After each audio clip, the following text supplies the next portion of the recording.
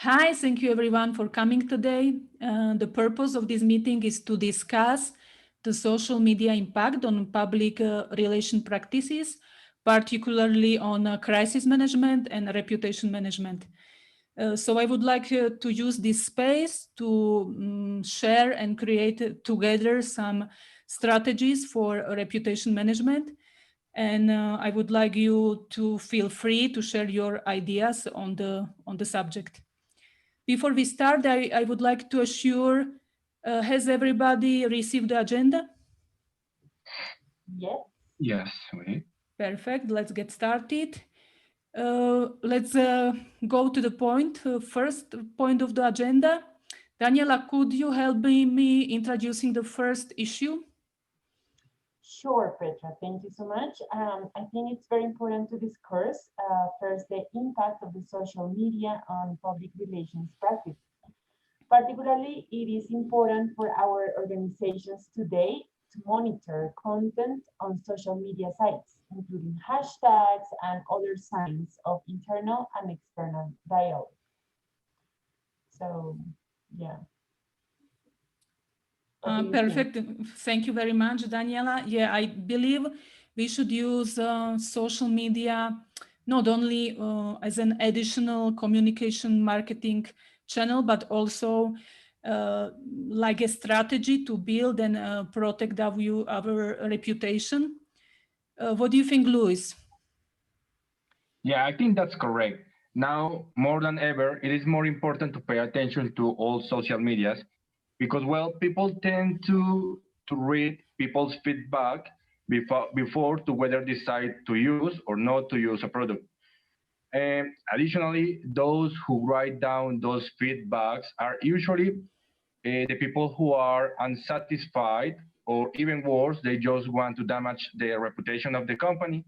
So it is absolutely important to monitor these comments in order to give a quick response before it becomes viral.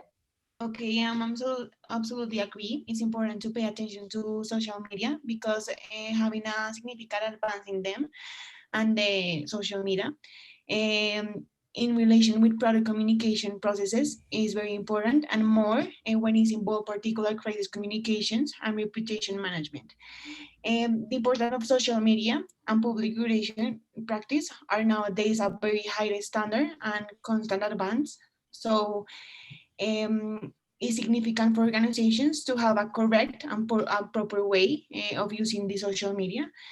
I think that we need to represent and involve with a particular cause or cause of matter to have a proper way of treating the things based on how significant it is for an organization to have that closer relation with the media sites because there are so many expectations for the organizations to respond very quickly in all phases of the service and more when it's in a case of a crisis incident. I think that is like showing interest and responsibility in creation of content and especially visual and textual dialogue is a very important role in this way of treating things. Also, I think that it's very important to the company to be in charge and in a constant monitoring of the content that is available related with the organization so they can give them a proper managed scanning the environment in the case that a rumor or something like that is spread. So based on this, I would like to know how should crisis communication preparedness plans address the proliferation of social media outlets? I totally agree with you, Mariana. I think it's very important to monitor the conversation on internet. And I would suggest to use social media listening tools. There are a number of social media listening tools on the market, and we can use them to implement listening programs and plans, because it's very hard to deal with a social media crisis if we are not aware of it. So social media allow us to monitor the conversation. But we can also set up keyword searches and Google alerts as well. Yeah, Petra, that is such a good idea about the keyword searches and Google alerts. Although about listening conversations sounds very scary, but it's definitely a good idea. Since the world is changing rapidly, there's a need for new strategies. Like traditional strategies have well-known and great principles for crisis management, and they have worked very well in the past. But now, since the digital area started, it needs to integrate best practices for social media. So social media doesn't stop evolving, and the strategies cannot stay the same as last century strategies. They need to evolve as well with social media. I believe so. Yeah, yeah, absolutely. I think it's well, taking in account what you said about evolving the social media, it is important to create a team who is going to be in charge of the surveillance of this social media and verifying if the information it is correct or is just a lies. So we can use like tools, as Petra said, with the Google Alerts, which I didn't know it exists. But yeah, I think that's the way I said, like a group can monitor these opinions. Mm. Thanks, Luis. If nobody has anything to add, perhaps we could move on to the next point. I would like to know your opinions on the strategy of Domino's that Domino's implemented to respond to the crisis that they experienced in their social media. Yeah, actually, I would like to take the call. I believe they did a good job by telling the truth. They put themselves in the position where they are doing everything they have in their power to fix the problem and asking for some understanding from people, since sometimes there can be bad actors, but these bad actors don't represent their values or all the other thousands of people that work for them, right? So their only problem, I believe, it was the speed and the channel in which they answered first, like in the very first moment. But there was the need to have this experience to know the effective way to cope with this. Like they needed to have the first experience to learn. After this, they did a good job communicating with customers through the same channels customers were expressing themselves. That it was YouTube, correct? Daniela, uh, I do believe they did a great job by telling the truth. But I think that maybe a video showing those other 1,000 employees, as you said, that were involved in this case, should send a message like the VP of communication did. But this time, it maybe will create more like empathy with the customers and the public opinion. Additionally, they could improve, Domino's could improve sanitary measures by sending a message that this won't happen again. And these changes could be, for instance, the way they hire the employees could be more strict or make more training to the employees to avoid these kind of situations. Maybe installing video cameras. But well, girls, I really want to know what other types of traditional media or social media could Domino's have used to reach its stakeholders. Okay, I think that we may consider that in this case, they use Twitter and YouTube. I consider that is a base decision on what integrate the same medium that sparked the crisis. So it's a very clever idea.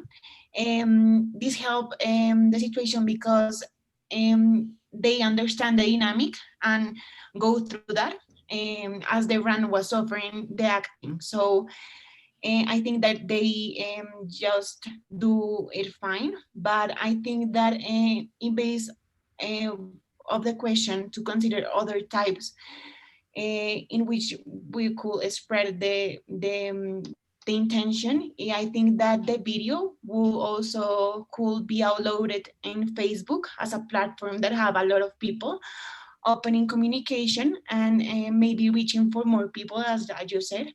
In addition to that, they were very active and recurring observation and question very quickly. So in Facebook, they could do the same as an additional alternative, so to have more opinions in other medium. In the other hand, I consider that in traditional media, there was also a very good response based on articles and variety of writing information. They established in collaboration with companies, so I think that that was a reinforce for what they were saying. This dynamic between the different organizations and public articles showed and affirmed the analysis they were giving and the situation providing information in a reliable and organized way. So I think that they reinforce the impact, and that was a very good thing to consider.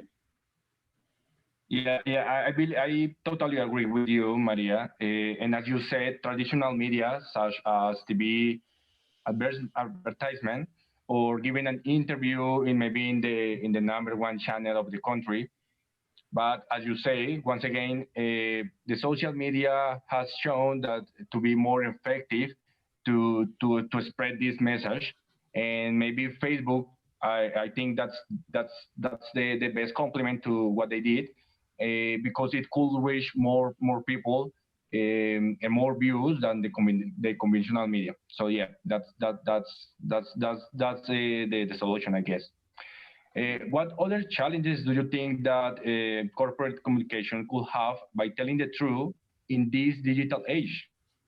Well, I want to answer to that question, Luis, but I as well want to add something to the last thing you said, and why I believe that it shouldn't be on TV. And it's because, okay, like 1 million people saw the video on YouTube, but not all the country.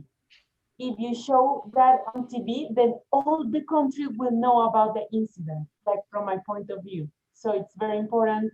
Like, yeah, it was a huge mistake, but if we take it to national TV, then it will be even bad, like, because then everyone will know about this problem. So, and coming back to the question as well, like, and it has to be both of the questions. Like, I believe that people sometimes can take advantage of these companies when they tell the truth, because they are in a vulnerable position, and people can make them take much more responsibility and take legal actions or ask for a money compensation and so on. So what do you think of this, Mariana? I think that you, Ross, have a real good point in these challenges. What you said is very correct. But I do consider another option. My mainly two options of the most challenging problems that PR practitioners, marketers, or corporate communicators will face is that sense of struggling to craft the correct message that may be at some point something bad, and maintaining control of flow of message to the interpretation that the consumer may have. So leading to that, in the other hand, the possibility of having legal problems is huge. It's needed to take responsibility, having in mind the action can lead to exposing the company to a lawsuit or something like that. To a process of involving a digital and social media is necessary. They need to think all the case to avoid legal issues or other complications. So I think we are on the same page. So finishing this topic, I would like to know how important is a spend of response rate in a digital world, particularly when an organization is facing a crisis situation. Mariana, in my opinion, the speed of response can make a huge difference. For example, according to the CRISP impact report from 2019, 2019, more than half of the respondents said they expected companies or brands to respond to a crisis within an hour. So this really indicates the importance of a rapid response for the brands. And according to the same report, the biggest mistake the brands can make in addressing the crisis is not accepting the responsibility for the crisis, not acknowledging the crisis, and also failing to offer a solution to prevent similar issues in the future, and not responding fast enough for the crisis. I don't know. What do you think, Luis, about the? Yeah, I think as you said, the speed of response it's critical here, because nowadays information becomes viral in matter of hours, and every minute it becomes important to avoid the false information to spread all over the public opinion. Yeah, because we need to take into consideration here that there can be like truth information, like real information, and as well the fake news, right? That they spread like fire. Yeah. So, well, as a conclusion, I will say that nowadays, social media plays a huge role for basically everything, whether it's an organization or an individual, like a celebrity. Social media can definitely be very good or very bad. It can give you lots of new customers, followers, marketing, good reputation, opportunities, money, or it can give you huge crisis, bad reputation, and lots of losses. So it is really important to have a team dedicated to monitor, verify, and respond to all the information generated by customers at different social media outlets to avoid the spreading of fake news or real news that can destroy within hours the good name of a company or a person. All the information that is constantly generated by all the various social media channels need to be verified and answered to in really high speed to diminish the collateral damage. So that opens as well like a huge market for people in this area to start working in all these like there are many new opportunities and new jobs from this. Thank you very much, Daniel. I totally share your closing message, perfect message for closing this meeting. Thank you very much to all of you for your participation, for sharing your ideas. And I consider this meeting to be very productive. And I hope we can soon implement all these strategies to protect our reputation. So thank you, and see you soon. Okay, thank you. See ya. Bye.